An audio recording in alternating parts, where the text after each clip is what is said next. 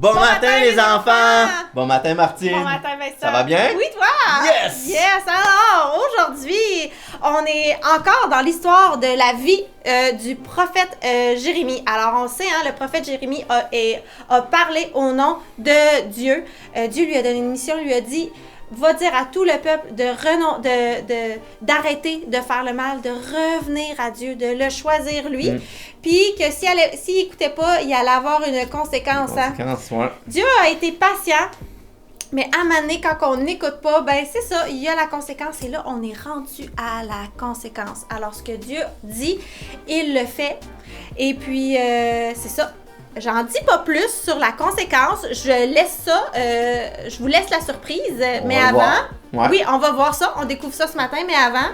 on va aller à la louange, les enfants. Yes! À tantôt! À tantôt!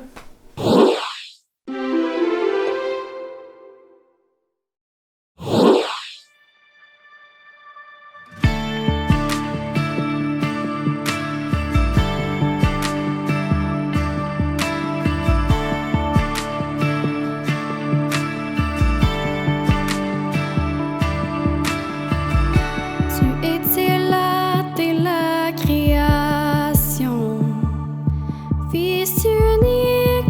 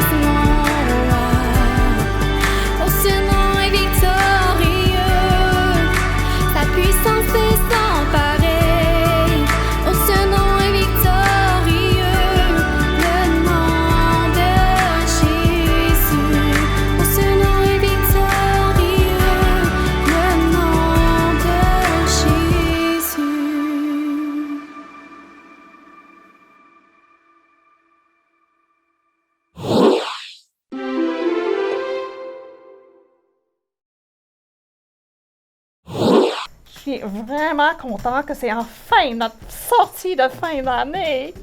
J'ai vraiment hâte de voir ce jeu d'évasion. J'espère qu'il y aura des casse-têtes parce que je suis vraiment fort dans ces jeux-là.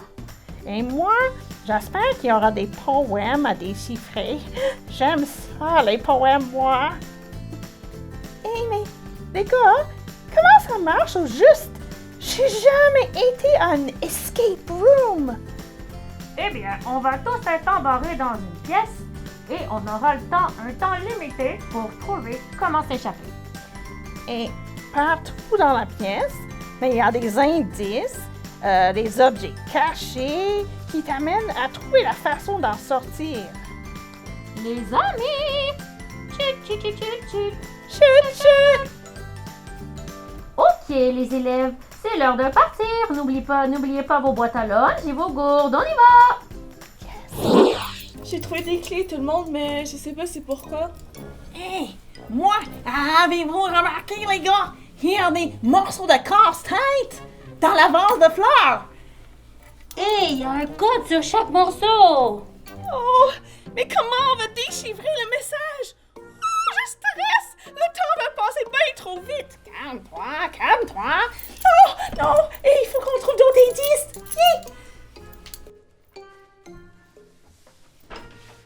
Hey! Essaye ta clé dans ce cadenas que j'ai trouvé. Hey! On a trouvé la légende pour déchiffrer le code! Wouhou! Il vous reste 5 minutes avant que la pièce se remplisse d'eau.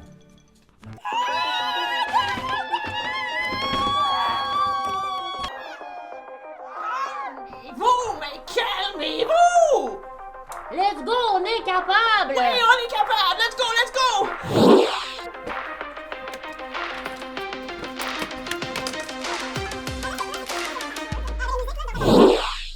Votre temps est écoulé. Écoulé. Et puis Max, il a trouvé la légende pour décoder le message. Mais le temps passait tellement vite. Moi et Raph, on essayait d'aller le plus vite possible. Ah oui, mais on a manqué du temps. Le jeu criait « Votre temps est écoulé! Écoulé! Écoulé! » Hey, mais c'est tout qu'une belle sortie de fin d'année, même si votre temps s'est écoulé. En tous les cas, Jen, je meurs d'envie de savoir qu'est-ce qui se passe avec Jérémie et le peuple. Eh bien, on peut dire que leur temps s'est écoulé eux aussi. Pendant les années que Jérémie était le prophète, il y a eu 4 rois. Chacun a régné pendant une courte période de temps. Le premier, c'était Joachaz. Joachaz, il n'était pas le roi pendant longtemps, mais il a fait le mal aux yeux de Dieu. Ha ha ha! Un jour, le roi d'Égypte est arrivé et il l'a capturé, il l'a amené comme prisonnier. Ensuite, après lui, on a mis son frère Joachim sur le trône. Mais Joachim, lui aussi, il a fait le mal aux yeux de Dieu. Et un jour, le roi de Babylone est venu et a attaqué la ville de Juda. Et il a pris Joachim comme prisonnier.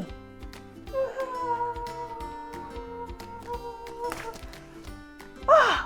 Le roi de Babylone, sais-tu ce qu'il a fait d'autre? Il a volé des objets sacrés dans le temple. C'est à moi. Puisque Joachim n'était plus là, c'est son fils Joachim qui devient le roi. Mais devine quoi? Il n'avait que 8 ans. Et ce petit gars-là, il a fait le mal aux yeux de Dieu. Eh bien, le roi de Babylone, il a envoyé quelqu'un pour prendre Joachim aussi.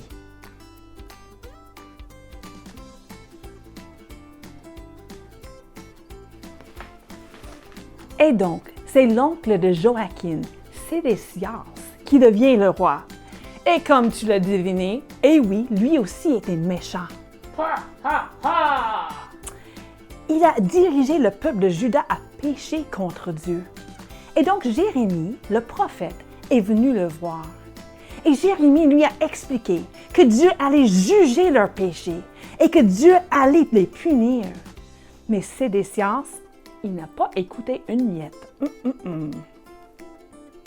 Dieu avait démontré sa compassion et sa patience envers le peuple.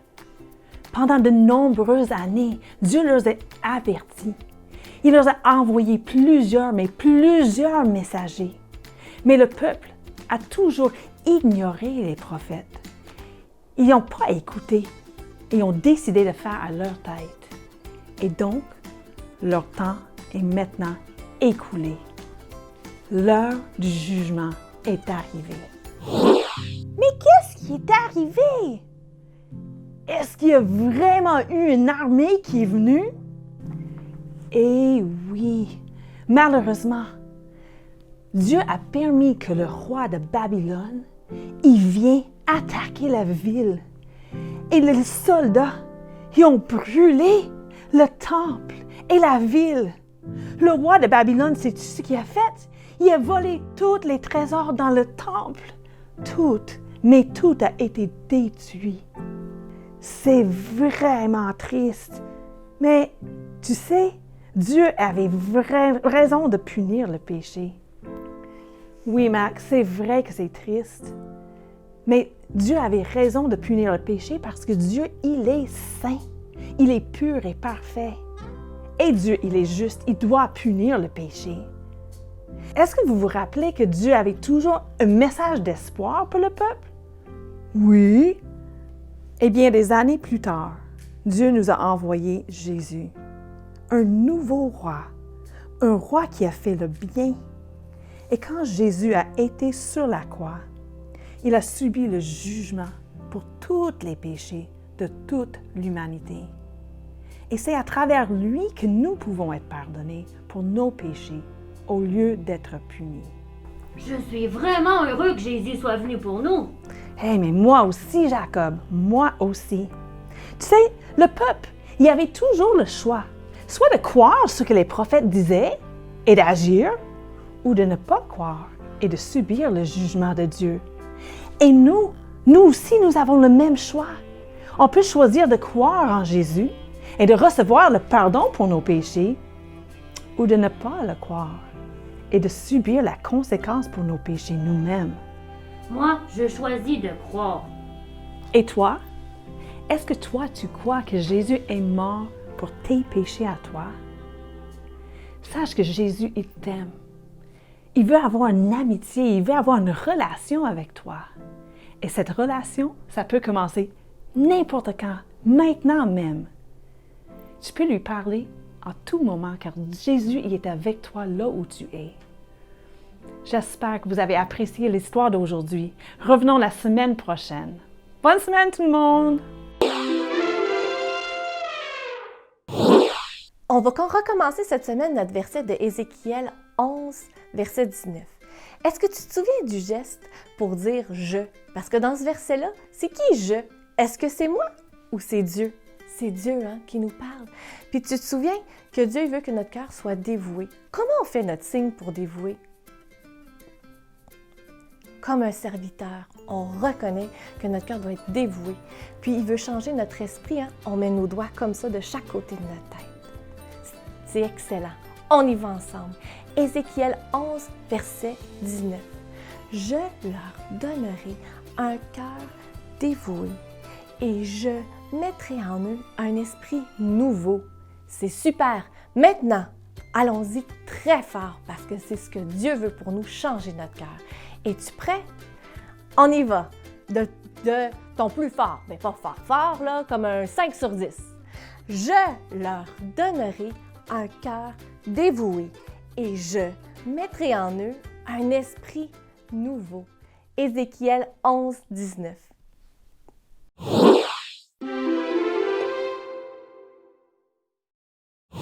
Bonjour tout le monde, c'est le temps de notre top chrono. Yes! Alors, es-tu prête, Martine? Yes! Pour ce défi d'aujourd'hui? Oui! Ok, on y va. Fait que là, pour le défi, on a besoin des verres. Et l'idée, c'est de lui donner un piche-noc pour qu'il retombe sur lui-même.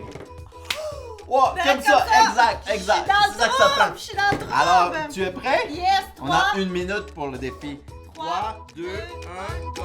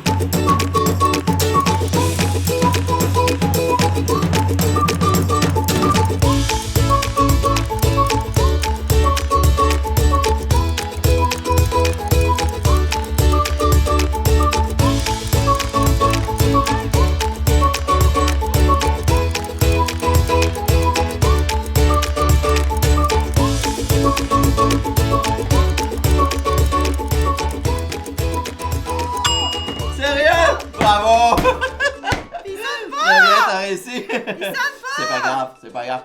Hey, bravo Martine. Merci Vincent. C'est super. Yes. Fait que là, essayez ça à la maison. Bye bye.